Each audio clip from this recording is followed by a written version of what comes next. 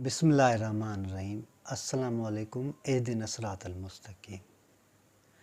آج کی کہانی میں ایک گاؤں کا ذکر ہے۔ اس گاؤں میں رہنے والے ایک مزدور کا ذکر ہے جو بہت غریب تھا، اس کو کھانے کے لیے کچھ بھی نہیں تھا، اور خدا کا کرنا یہ ہوا کہ ایک دن تیز بارش ہو گئی۔ بارش اگر ایک دن ہوتی تو وہ اس کو برداشت بھی کرتے، لیکن بارش دوسرے دن بھی اسی انداز سے موسلادھار برس رہی تھی، تیسرے دن بھی، اور اب اس کو کھانے کے لیے کچھ بھی نہیں تھا۔ اس کے بچے رو رہے تھے، اس کی بیوی بہت پریشان تھی، اور وہ خود مزدور بھی بہت پریشان تھا۔ اچانک سے کچھ لمحوں کے لیے، تقریباً 2 یا 3 گھنٹوں کے لیے بارش رکی تو وہ گھر سے نکلا۔ انہوں نے سوچا کہ اس کو کوئی مزدوری مل جائے گی اور وہ اپنے بچوں کے لیے کچھ سامان کھانے کا لے کر گھر واپس جائے گا۔ وہ گلی سے گزرتا ہوا جس سے باہر آیا تو اسی گاؤں میں دیکھا کہ ایک دیوار گری ہوئی تھی۔ وہاں پہ ایک شخص اینٹیں اٹھا رہا تھا، اور انہوں نے اس سے پوچھا کہ کیا مجھ کو مزدوری یہاں پہ مل سکتی ہے؟ تو جو شخص اینٹیں اٹھا رہا تھا انہوں نے کہا ٹھیک ہے، تم آؤ مزدوری کرو۔ انہوں نے بھی اس کے ساتھ وہ اینٹیں اٹھانا شروع کر دی۔ جب کام ختم ہوا تو اس شخص نے اس کو کچھ رقم دی، اور جیسے ہی وہ واپس لوٹا دیکھا کہ سامان خریدنے کے لیے وہ شاپ کے قریب پہنچا اور کھانے پینے کے لیے کچھ سامان خریدا، اور کچھ رقم انہوں نے اپنے لیے دوسرے دن کے لیے بچا کے رکھی۔ وہ جیسے ہی دکان سے باہر نکلا تو انہوں نے دیکھا کہ ایک شخص دوڑتا ہوا اس کی طرف آ رہا تھا۔ جیسے ہی وہ شخص اس کے قریب پہنچا تو انہوں نے زبردستی اس سے وہ سامان چھینا، اور جو اس کے پاس رقم تھی وہ بھی چھینی۔ یہ خاموش ہو کر اس کو دیکھتا رہا، اور اس کی آنکھوں میں آنسو تھے، اور زباں پہ تو کوئی الفاظ ہی نہیں تھا، لیکن اندر ہی اندر وہ خدا سے کہہ رہا تھا کہ اللہ تعالیٰ مجھے بھی طاقت ہوتی تو میں اس کا مقابلہ کرتا۔ وہ شخص جس نے اس سے رقم چھینی اور سامان چھینا تھا، وہ جیسے ہی 2-4 قدم آگے چلا تو اس کا پاؤں پھسلا، اور وہ جیسے ہی زمین پہ گرا تو اس کی جو انگلی تھی وہ فریکچر ہو گئی، وہ ٹوٹ گئی۔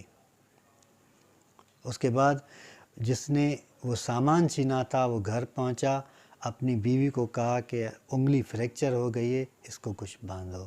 اس کی بیوی نے وہ سامان رکھا اور اس کی انگلی کو کچھ باندھا، لیکن درد تھمنے کا نام ہی نہیں لے رہا تھا، درد ختم ہی نہیں ہو رہا تھا۔ دوسرے دن جیسے ہی صبح ہوئی تو وہ ڈاکٹر کے پاس گیا اور کہا کہ اس کو ٹھیک کرے یا کوئی دوا دے۔ ڈاکٹر نے جب وہ انگلی دیکھی تو انہوں نے کہا کہ یہ انگلی کاٹنی پڑے گی۔ وہ پریشان ہو گیا اور انہوں نے کہا کہ میں کس طرح اپنی انگلی کٹاؤں؟ وہ واپس آیا اور دوائی کھائی۔ وہ جو مزدور تھا گھر آیا، انہوں نے کچھ رقم اپنے اور جیب جو سائیڈ میں تھی اس میں رکھی ہوئی تھی، اس سے سامان لے کے وہ سیدھا گھر آیا اور انہوں نے کھانا کھایا تھا۔ 2-3 دن گزر گئے، وہ انگلی اب پورے ہاتھ تک وہ زخم پھیل گیا تھا۔ زخم پورے ہاتھ تک جو پھیلا تو وہ ڈاکٹر کے پاس گیا تو ڈاکٹر نے کہا کہ اب پورا ہاتھ کاٹنا پڑے گا۔ وہ پریشان ہوا، اپنی بیوی کو ساری بات بتائی اور کہا کہ ڈاکٹر کہہ رہا ہے کہ پورا ہاتھ کاٹنا پڑے گا۔ تو اس کی بیوی بھی پریشان ہو گئی اور رونے لگی۔ 2-3 دنوں کے بعد ڈاکٹر کے پاس گیا تو ڈاکٹر نے کہا کہ اب ایلبو کے قریب اس کا بازو کاٹنا پڑے گا۔ اب وہ ڈاکٹر کے سامنے رونے لگا تو ڈاکٹر نے اس سے پوچھا کہ تم نے ایسی کیا چیز کی ہے جس کے لیے دن بدن تمہارا زخم بڑھتا جا رہا ہے؟ جاؤ اس شخص سے معافی مانگو۔ اس کو یاد آیا کہ ایک مزدور تھا جس سے انہوں نے سامان چھینا تھا اور پیسے چھینے تھے۔ وہ اس شخص کے پاس گیا، اس مزدور کے پاس، اور اس سے معافی مانگی۔ جب تک انہوں نے معاف نہیں کیا تھا اس کو سکون نہیں مل رہا تھا۔ جب اس مزدور نے معافی مانگی، 2-3 دنوں کے بعد وہ ڈاکٹر کے پاس گیا تو اس کا جو زخم تھا آہستہ آہستہ ٹھیک ہونے لگا۔ ہم جب کسی کا حق کھاتے ہیں، یا کسی کے ساتھ زبردستی کرتے ہیں تو اس کا نقصان بہت ہوتا ہے۔ لوگ اپنی طاقت کا مظاہرہ کرتے ہیں، طاقت جو ہم سے کمزور لوگ ہوتے ہیں ان پہ ہی مظاہرہ ہوتا ہے۔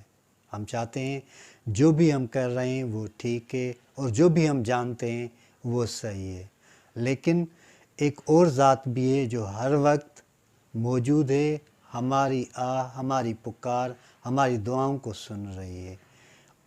اسی لیے کوشش کریں کہ جو بھی مزدور ہیں یا آپ کے لوور طبقے ہیں ان کے ساتھ ہمدردی اور پیار کے ساتھ برتاؤ کریں تاکہ آپ کی زندگی بھی سکون سے گزرے۔ اللہ آپ سب کو سیدھا راستہ دکھائے اور سیدھے راستے پہ چلنے کی توفیق عطا فرمائے۔